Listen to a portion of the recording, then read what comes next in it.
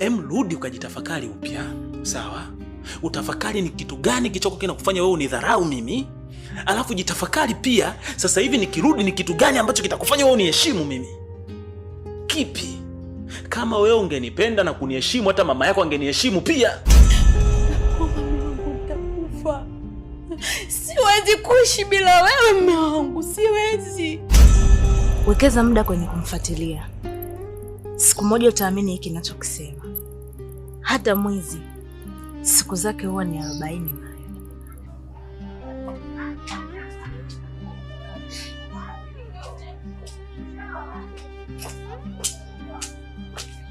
Ana umetulia wale. Sasa nataka niwape habari za jana. Siku nitakapotoa mguu wangu hapa kwako na nikaondoka, sitoka nirudi tena.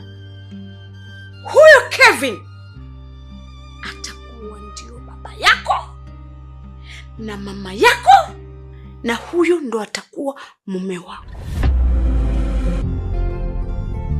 Taratibu kipenzi, usinipeleke puta, maana haikuwa ilizi, mapenzi yalinoga. Taratibu kipenzi, usinipeleke.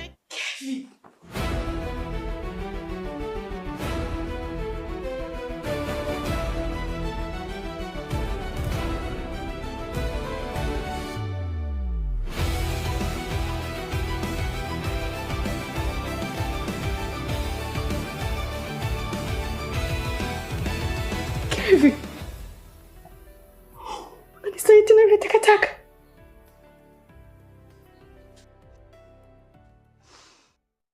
Nakuuliza Kevin, unasaidia tena ile takataka? Tina, tulia kwanza. Sawa? Tulia, Mimi na wewe zama zetu zimepita. Yaani wakati wetu haupo tena. Na sasa nafasi yako imechukuliwa na Zuu.